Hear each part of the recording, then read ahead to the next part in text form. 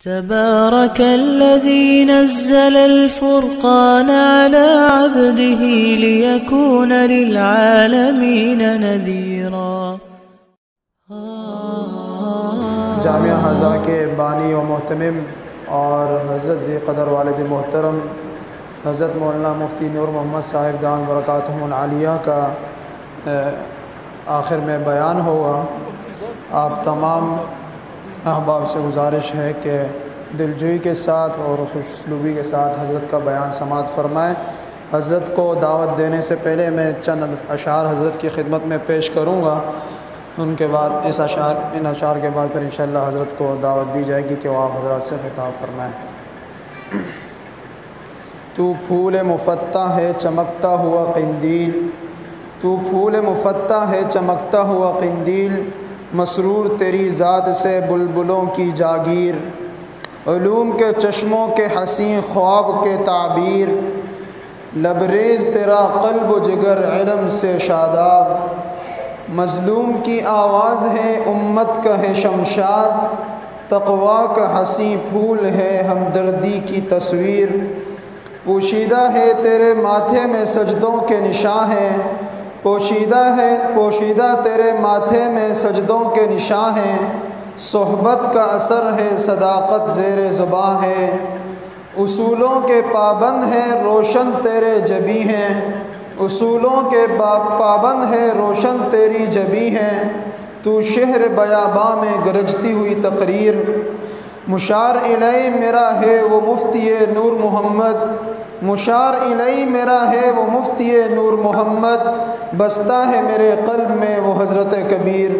اب میں دعوت خطاب دے رہا ہوں جامعہ حضا کے بانی و محتمم اور ذی قدر والد محترم حضرت مولانا مفتی نور محمد صاحب دامت برکاتہم العالیہ کو کہ وہ آپ حضرات سے خطاب فرمائیں۔ الحمدللہ نحمدہ ونستعینہ ونستغفرہ ونؤمن بہ ونتوکل علیہ ونعوذ باللہ من شرور انفسنا ومن سیئات اعمالنا،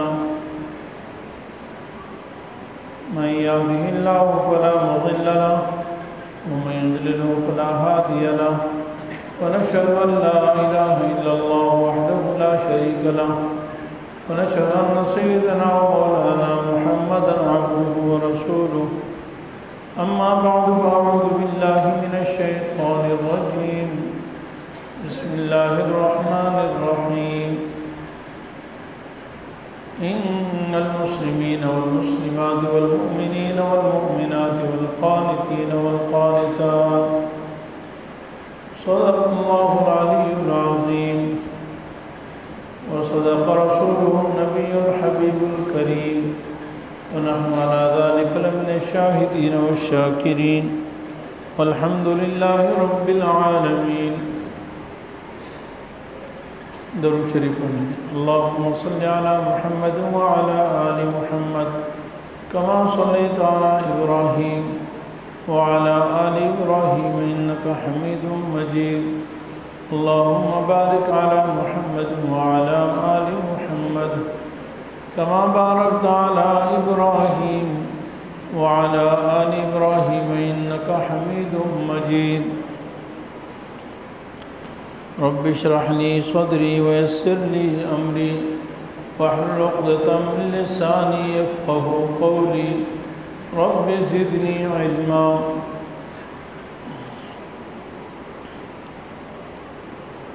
میرے انتہائی واجب الاحترام آج کی ہمارے مدرسۃ البنات کے اس تقریب میں تشریف لانے والی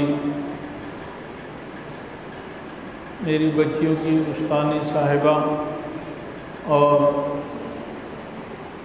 انتہائی واجب القدر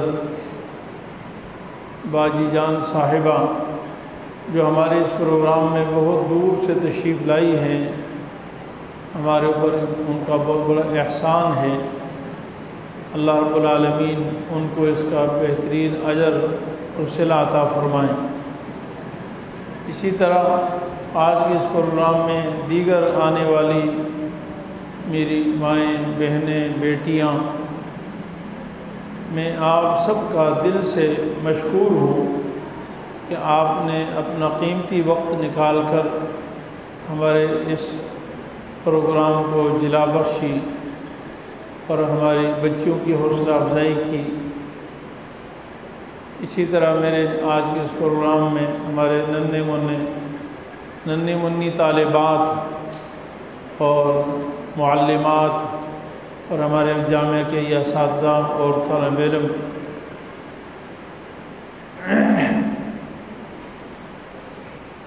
خواتین کے حوالے سے چند باتیں میں عرض کرتا ہوں۔ اصل بیان تو الحمدللہ اللہ کے فضل سے ہو چکا ہے۔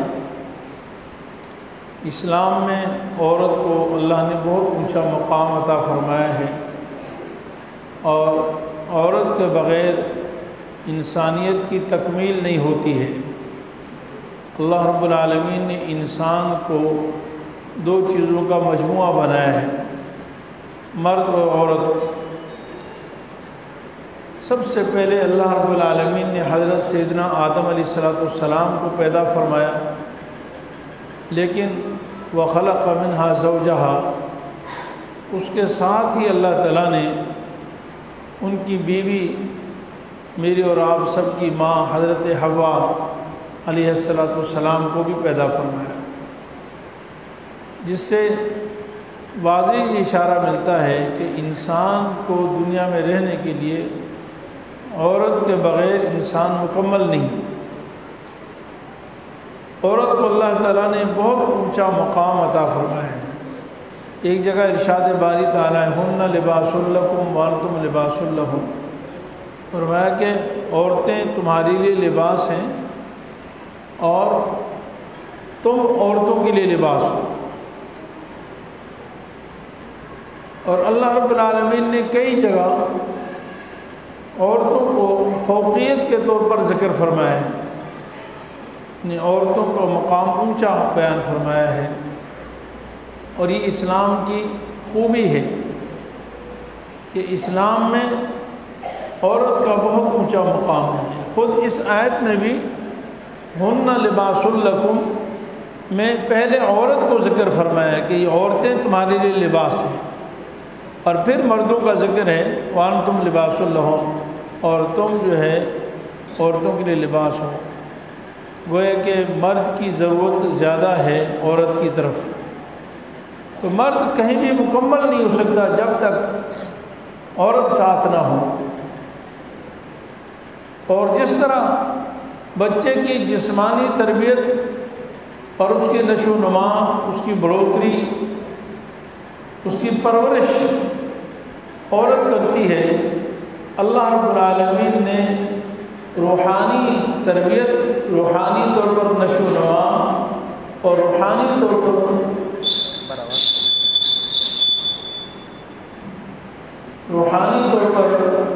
نشو و نما بھی عورت کے ساتھ فرمایا ہے۔ اسی لیے آج تک جتنے بھی بڑے لوگ ہیں اللہ تعالیٰ نے ان کو مقبولیت عطا فرمائی ہے، ان کے بڑا ہونے میں کہیں نہ کہیں عورت کا دخل ضرور ہے۔ اس کی تاریخ میں بے شمار مثالیں ملتی ہیں، لیکن میں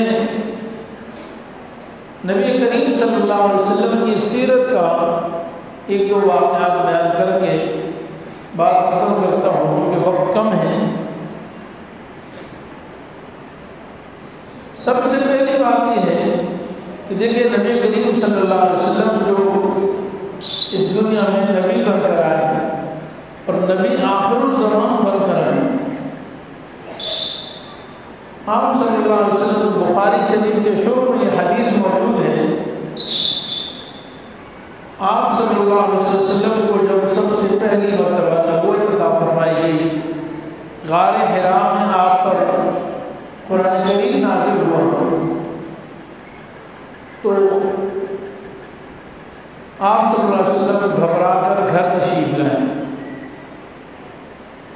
آپ صلی اللہ علیہ وسلم نے جب سب سے پہلی دعوت دی تو ایمان لانے والے مردوں میں سیدنا ابوبکر صدیق رضی اللہ عنہ تھے، اور عورتوں میں سیدہ خدیجہ الکبریٰ رضی اللہ تعالیٰ عنہ تھی۔ بچوں میں جناب سیدنا علی المرتضیٰ رضی اللہ عنہ، غلاموں جناب سیدنا زید رضی اللہ عنہ اسلام قبول کیا، لیکن آپ صلی اللہ علیہ وسلم جو سب سے پہلی مرتبہ گھبرائے تھے کہ اب جو میرے اوپر اتنی بڑی ذمہ داری نبوت کی ڈالی گئی ہے، اس ذمہ داری کو کس طریقے سے نبھایا جائے گا، کس طرح اس ذمہ داری سے سبق دوش ہوا جائے گا۔ اتنا بڑا بوجھ جو کندھوں پہ ڈال دیا گیا ہے۔ بخاری شریف میں آتا ہے کہ آپ صلی اللہ علیہ وسلم کانپ رہے تھے، لرز رہے تھے خوف سے، پریشانی سے کہ نہ جانے میرے ساتھ کیا ہونے والا ہے۔ دیکھیے، ایک تو ہے میری اور آپ کی پریشانی، ایک ہے امام الانبیاء سرور کونین صلی اللہ علیہ وسلم کی پریشانی۔ جب کوئی پریشان ہوتا ہے تو اس سے بڑا کوئی اس کو تسلی دیتا ہے تو آدمی کو تسلی ہو جاتی ہے، لیکن نبی سے بڑھ کر کون ہو سکتا ہے۔ اس موقع پر آپ صلی اللہ علیہ وسلم جتنے پریشان ہوئے، اس پریشانی کے موقع پر جو تسلی کے الفاظ احادیث میں ہمیں ملتے ہیں، وہ سب سے پہلی تسلی آپ صلی اللہ علیہ وسلم کو جو داد دی اور آپ صلی اللہ علیہ وسلم کو جو تسلی دی، آپ کی حوصلہ افزائی کی گئی، وہ سیدہ خدیجہ الکبریٰ رضی اللہ عنہا۔ یعنی بخاری شریف میں الفاظ ہیں کہ حضرت خدیجہ الکبریٰ رضی اللہ عنہا نے فرمایا، واللہ لا یخزیک اللہ ابدا انک لتصل الرحمہ وتحمل الکل وتکسب المعدوم وتقر الضیف وتعین علی نوائب الحق وتعین علی نوائب الحق۔ یعنی اللہ کی قسم، اللہ آپ کو کبھی رسوا نہیں فرمائیں گے، آپ صلی اللہ علیہ وسلم کو کبھی ایسا معاملہ نہیں فرمائیں گے جس سے آپ کو شرمندگی ہو۔ نعوذ باللہ، آپ صلی اللہ علیہ وسلم کو کبھی ندامت اٹھانی پڑے، شرمندگی اٹھانی پڑے، بلکہ آپ صلی اللہ علیہ وسلم کے اندر وہ صفات، وہ کمالات ہیں کہ ایسا آدمی کبھی بھی معاشرے میں رسوا نہیں ہوتا ہے، جس کو اللہ یہ ایسی صفات عطا فرماتے ہیں۔ اور فرمایا کہ آپ صلہ رحمی کرنے والے ہیں، آپ کا سب سے بڑا کمال یہ کہ آپ صلہ رحمی کرتے ہیں، اور آپ اپاہج، لنگڑے لولوں، ضعیفوں کو بوجھ اٹھاتے ہیں، فقیروں کو کما کے دیکھتے ہیں، آپ مہمان نوازے ہیں، اور اسی طرح آپ حق کے لیے جہاں ضرورت پیش آتی ہے وہاں خرچ کرنے والے ہیں۔ اسی طرح ایک اور واقعہ آتا ہے، صلح حدیبیہ کے موقع پر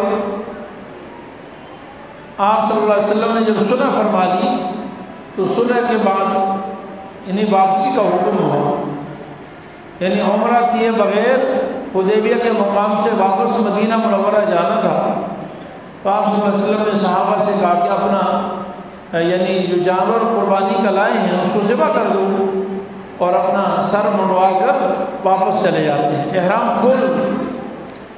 تو کوئی بھی آپ کی بات ماننے کے لیے تیار نہیں تھا۔ صحابہ کرام اس امید پر تھے کہ شاید ہمیں دوبارہ عمرہ کرنے کی اجازت مل جائے۔ احادیث میں آتا ہے کہ آپ صلی اللہ علیہ وسلم بہت پریشان ہوئے کہ نہ جانے میری بات صحابہ ماننے سے انکاری ہو گئے۔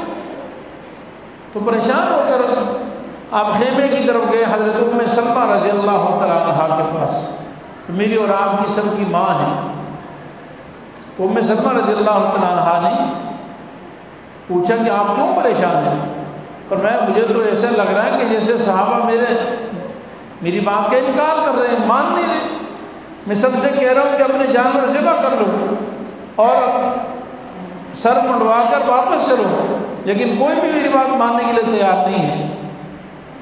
تو سیدنا حضرت ام سلمہ رضی اللہ تعالیٰ عنہا نے تسلی دی اور فرمایا یا رسول اللہ آپ پریشان نہ ہوں، ایسا نہیں ہے، آپ کے صحابہ آپ پر سب کچھ قربان کرنے کے لیے تیار ہیں، وجہ صرف یہ کہ ان کو یہ امید ہے کہ شاید حکم میں تبدیلی آ جائے اور ہمیں عمرہ کرنے کی اجازت مل جائے، اس لیے میں آپ کو تدبیر بتاتی ہوں۔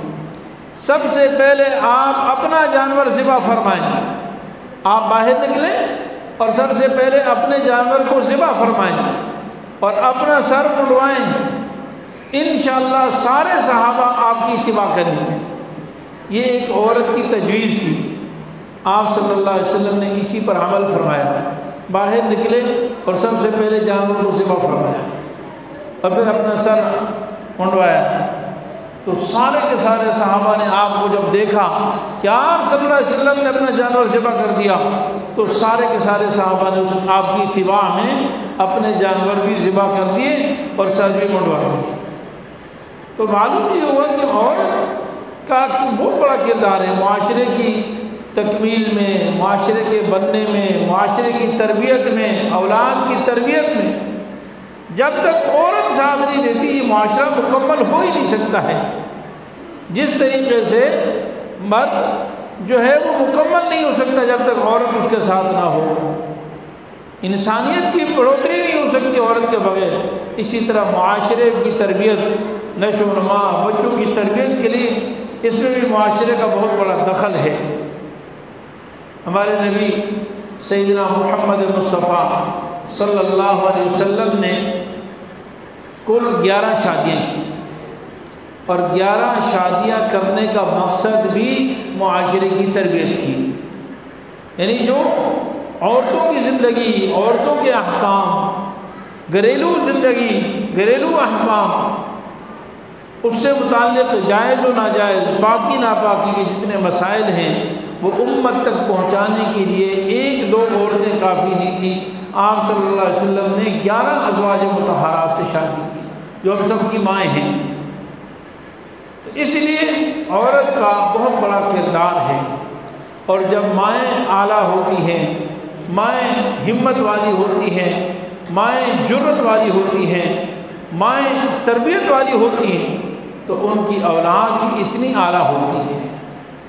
اسی لیے پرورش کا اول حق اللہ تعالیٰ نے عورت کو ہی دیا ہے۔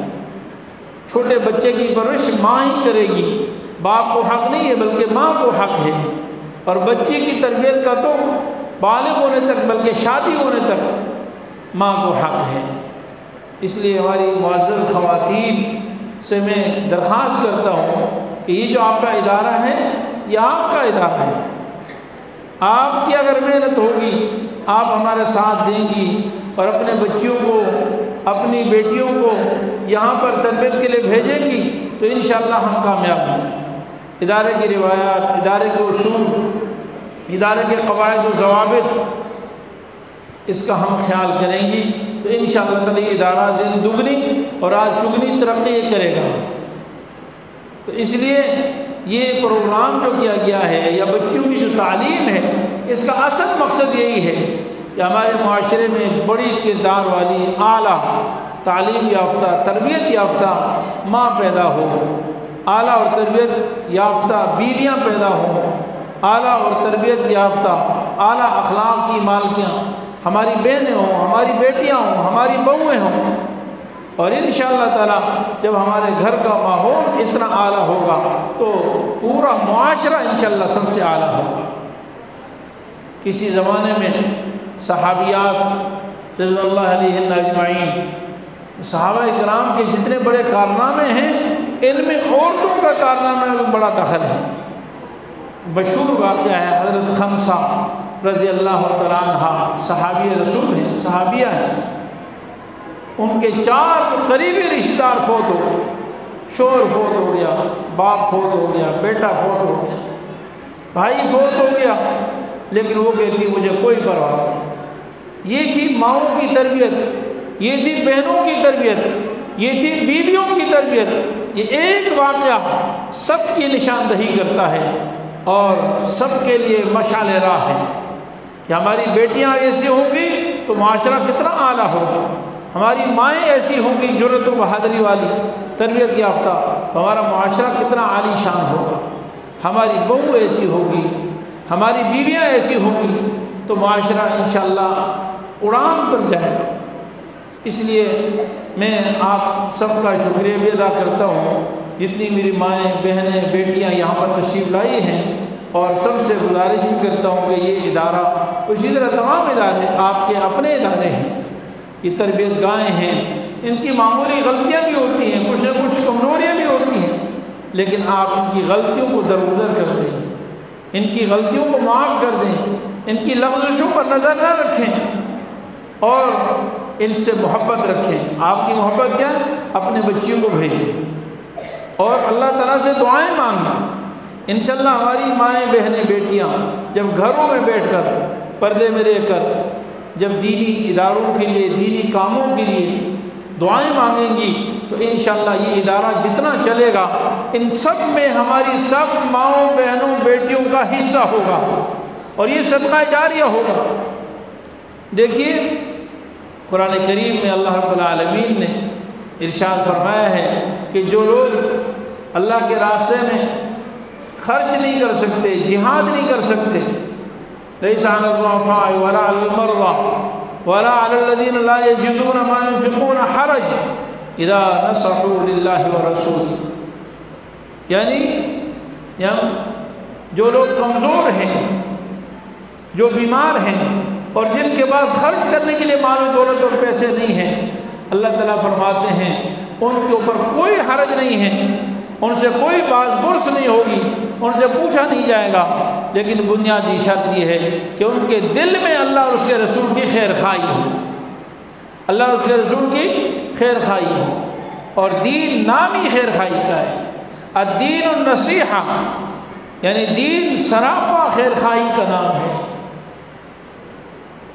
دوسرے کے لیے اچھا سوچنے کا نام ہے۔ اس لیے میرے اور آپ کے اندر میری ماؤں بہنوں سے یہ گزارش ہے کہ وہ اپنے دل میں جذبات رکھیں، اچھی خیر خواہی رکھیں، مدارس کے ساتھ، مساجد کے ساتھ، طلباء کے ساتھ، طالبات کے ساتھ، ان کے ساتھ محبت کا سلوک ہو، مدارس کے ساتھ جذبہ ہو اور ان کے لیے دعائیں کریں۔ انشاءاللہ تعالیٰ جب گھر میں بیٹھ کر دعائیں کریں گی تو اس کی وجہ سے جو اثر ہوگا وہ جو لوگ ظاہراً تعاون کرنے والے اس سے اتنا فائدہ نہیں ہوگا، کیونکہ دعائیں کرنے والے تو براہ راست اللہ سے مانگ لیں اور اللہ کے خزانوں میں کوئی کمی نہیں، اور مخلوق کے پاس تو بہت محدود خزانے ہیں، ان کے پاس تو بہت کمی ہے۔ تو بہرحال میں ان کلمات پر اکتفا کرتا ہوں۔ اللہ رب العالمین ہمارے اس بیٹھنے کو اور آج کی اس مجلس کو ہم سب کے لیے اور خاص طور پر میری ماؤں بہنوں کے لیے، بیٹیوں کے لیے اللہ رب العالمین جو ہے دنیا اور آخرت کی کامیابی کا ذریعہ بنائے اور ہماری نجات کا ذریعہ بنائے، اور ہمارا آج کا بیٹھنا جو ہے ہمارے اس ادارے کے لیے ترقی کا ذریعہ بنائے۔ وآخر دعوانا ان الحمد للہ رب العالمین۔ اور اسی طرح میں آخر میں یہ ایک اور عرض کرتا ہوں کہ آج کی اس پروگرام میں ہماری جن بچیوں نے قرآن کریم ختم کیا ہے، میں ان سب کو دل کی گہرائی سے مبارکباد پیش کرتا ہوں، اور اسی طرح ان کے والدہ والدین کو بھی دل کی گہرائی سے مبارکباد پیش کرتا ہوں۔ اسی طرح امتحانات میں جن بچیوں نے نمبرات لیے ہیں میں ان کو بھی دل کی گہرائی سے مبارکباد پیش کرتا ہوں، اور اسی طرح وہ تمام بچیاں جو مدرسے میں پڑھ رہی ہیں وہ سب کے سب کامیاب ہیں اور سب کے سب مبارکباد کے لائق ہیں۔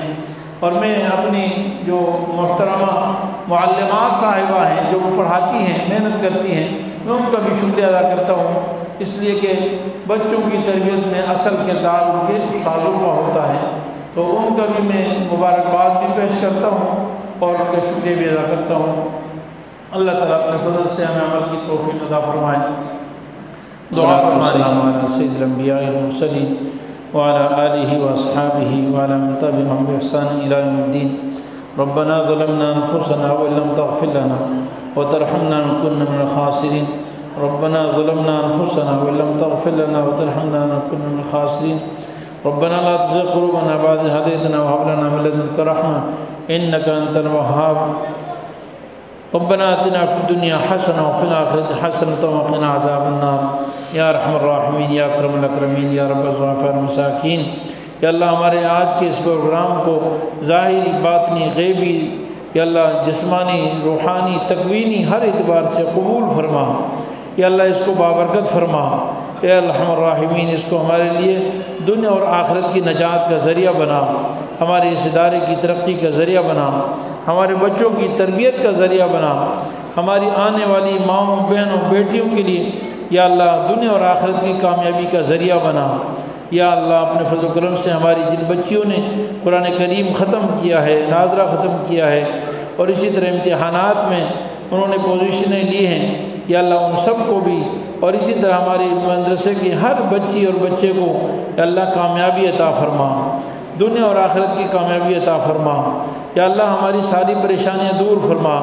حاضرین میں سے یا اللہ ہم سب کے گھروں میں، ہمارے رشتہ داروں میں، دوست احباب میں، عزیز و اقارب میں جو بیمار ہیں، ہمارے چھوٹے بڑے مائیں بہنیں بیٹیاں جو بیمار ہیں، یا اللہ اپنے فضل و کرم سے سب کو صحت کاملہ عاجلہ دائمہ مستمر عطا فرما، پریشان حالوں کی پریشانیاں دور فرما۔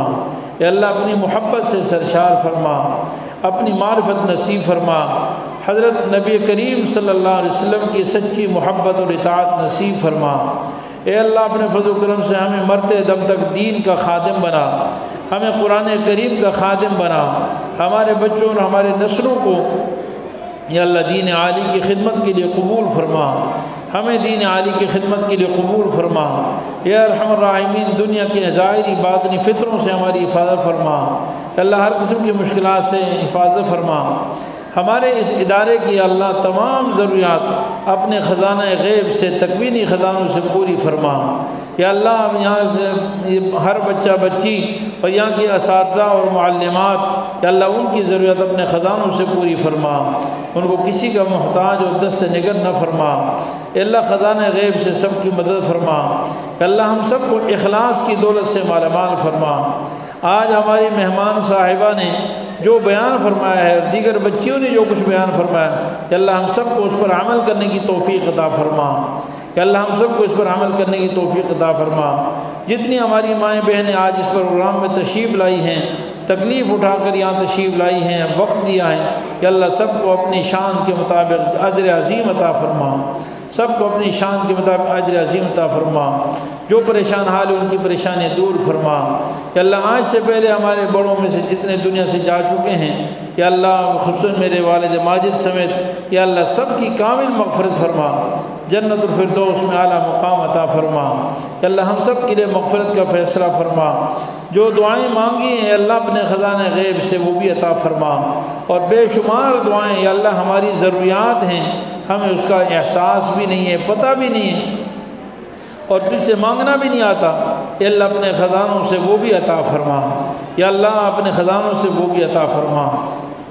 اے اللہ اپنے فضل و کرم سے یا اللہ یہ جتنے معصوم ننھے منھے بچے اور بچیاں اور بوڑھی عورتیں اور ہماری مائیں بہنیں یہاں آج کی محفل میں سب دعائیں مانگ رہی ہیں، اے اللہ ہم سب کی جھولیاں بھر دے، یا اللہ کسی کو محروم نہ فرما، کسی کو محروم نہ فرما۔